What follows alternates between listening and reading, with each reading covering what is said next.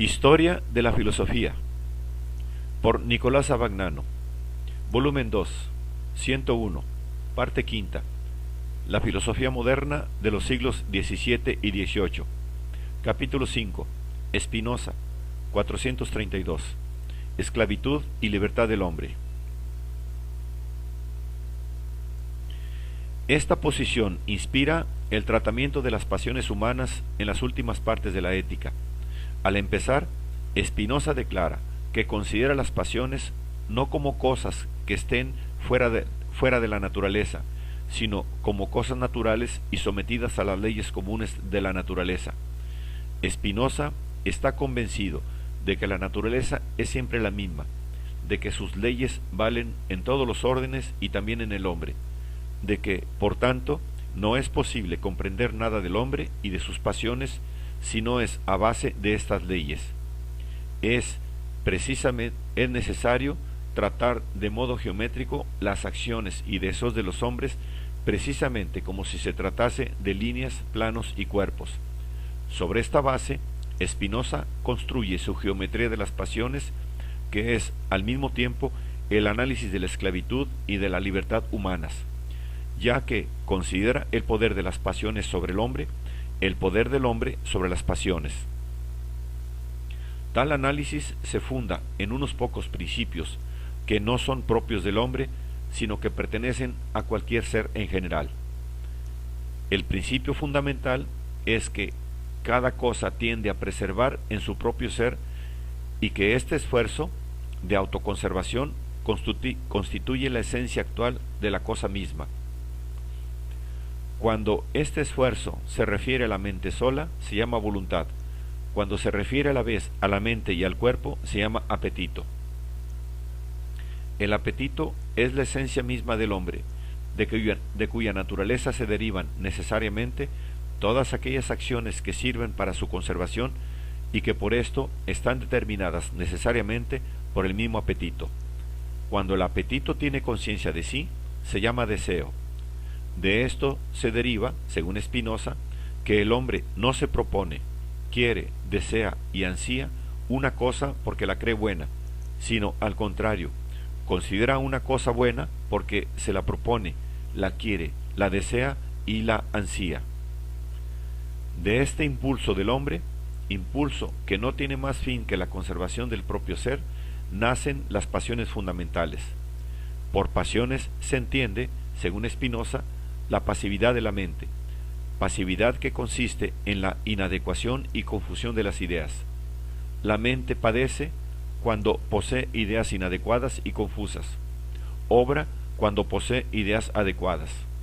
La idea adecuada es la idea cuya derivación de Dios se conoce claramente, y de la cual se conocen, por tanto, los efectos que se derivan necesariamente de ella, en cuanto es un modo de la esencia divina.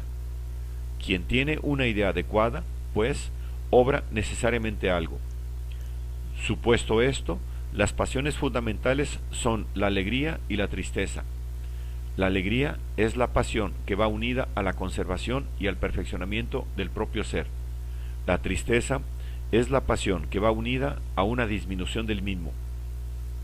Cuando la alegría y la tristeza van acompañadas por la idea de una causa externa que las produzca, dan origen al amor y al odio, pasiones por las cuales el hombre busca lo que le procura alegría y huye de todo lo que le trae tristeza.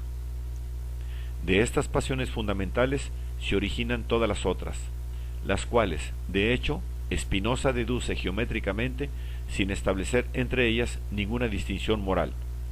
Las considera todas, sean las llamadas buenas o malas, como manifestaciones naturales y necesarias del hombre, por consiguiente de Dios mismo, que está en el hombre y obra en él.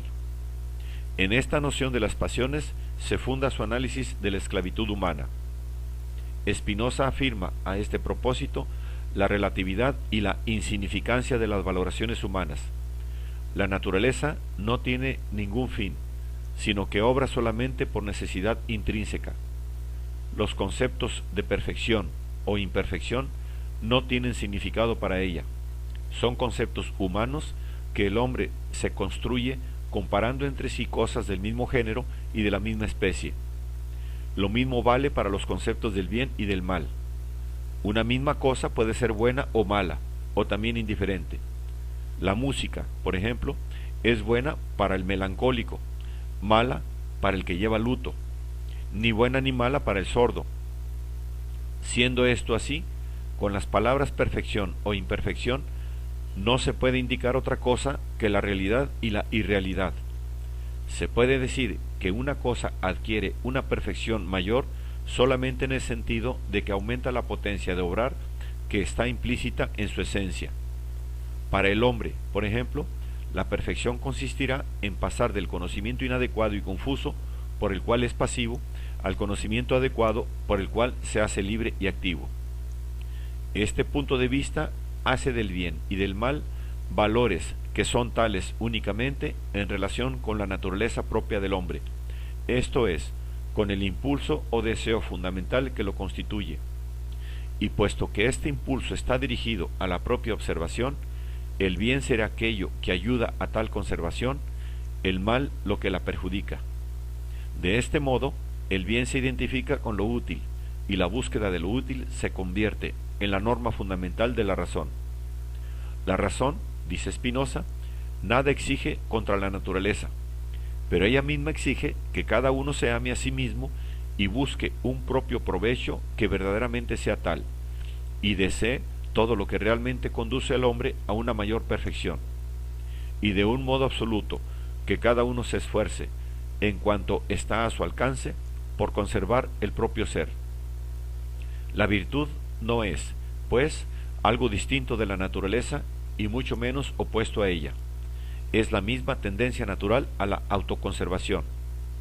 Pero, puesto que en el hombre esta tendencia natural actúa tanto más eficazmente y mejor en cuanto se vale de la razón, que es precisamente la búsqueda de lo útil, así la virtud humana está esencialmente unida al uso de la razón. Por esto, Spinoza dice que el bien o el mal para el hombre es verdaderamente lo que le lleva a entender y lo que le impide entender.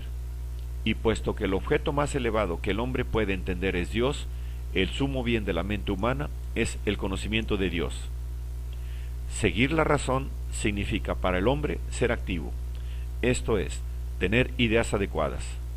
Pero la pasión es, en cambio, una idea confusa, y la pasión no depende nunca exclusivamente del hombre, porque el hombre es sólo una parte de la naturaleza y sus pasiones están influidas también por las otras partes de la misma. Así sucede que una pasión no puede ser reprimida o destruida más que por una pasión contraria y más fuerte, y que el mismo conocimiento del bien y del mal no puede reprimir ninguna pasión, sino en cuanto este conocimiento se convierte también en pasión, y pasión más fuerte que las otras. Spinoza analiza cada pasión, con el fin de descubrir cuáles de ellas son conformes a la razón y por tanto propias del hombre libre. Hay pasiones que de sí son siempre buenas, como la alegría, el contento, otras que por sí son malas, como la tristeza, la melancolía, el odio, otras que son buenas o malas según su medida, como el amor y el deseo. Por consiguiente, el hombre que vive según la razón no responde al odio con el odio, al desprecio con el desprecio, etc., sino que opone el amor y la generosidad a las malas pasiones. Quien sabe bien, dice Spinoza, que todo se deriva de la necesidad de la naturaleza divina y todo sucede según las leyes y reglas eternas de la naturaleza, no encontrará ciertamente nunca nada que merezca odio, risa o desprecio, ni tendrá compasión de nadie, sino que en cuanto lo comporta la virtud humana, se esforzará por obrar bien, como se dice, y estar contento. Hay que añadir que quien se deja fácilmente llevar por la compasión y se conmueve con la miseria y las lágrimas de los otros, a menudo hace cosas de las que después se arrepiente, sea porque por el impulso de la pasión obramos algo sin que sepamos qué es verdaderamente un bien, sea porque somos engañados fácilmente por las falsas lágrimas. Y aquí hablo expresamente del hombre que vive según la guía de la razón, ya que a quien no es inducido por la razón ni por la compasión al servir de ayuda a los demás, se le llama justamente inhumano, porque parece desemejante al hombre. En este pasaje tan característico de Spinoza, resulta evidente que pretende sustituir la pasión por la razón como guía del hombre, y que por razón entiende la recta consideración de lo útil, enlazándola de esta manera con el impulso de autoconservación y dándole, por tanto, el fundamento y la corporeidad de la pasión.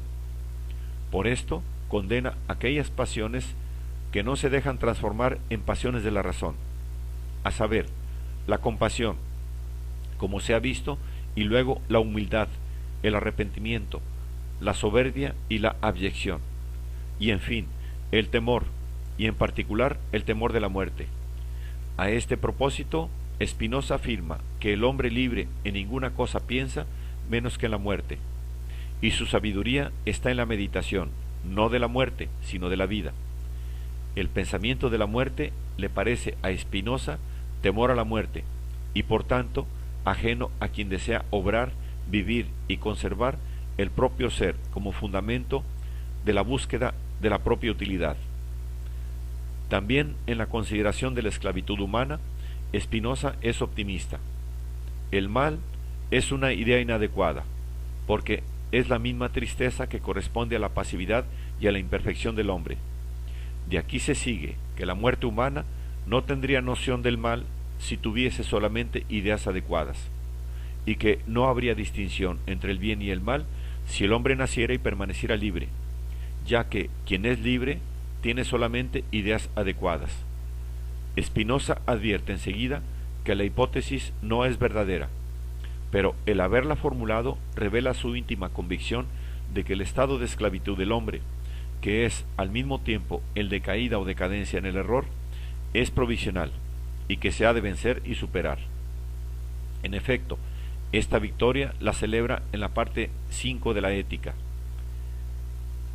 El hombre que domina las pasiones, el hombre libre, es el que, habiendo comprendido la naturaleza de las pasiones, se encuentra en condiciones de obrar independientemente de ellas. La pasión hace obrar al hombre por la alegría y la tristeza, pero la alegría y la tristeza sirven en realidad para conservarlo y vigorizarlo en su ser, y darle una mayor realidad y perfección. Ahora bien, el hombre también puede hacer esto independientemente de la alegría y la tristeza, obrando por razón de lo útil. En tal caso se abrirá ante él el camino de la razón y de la libertad. El hombre comprenderá sus propias pasiones, y en la medida en que las comprenda, dejará de ser su esclavo. Una pasión es, de hecho, una idea inadecuada y confusa, que la mente puede convertir en adecuada y distinta, sustrayéndose así a la pasividad que implica. Pero comprender adecuadamente una pasión significa comprender su necesidad, por la cual es natural e inevitable.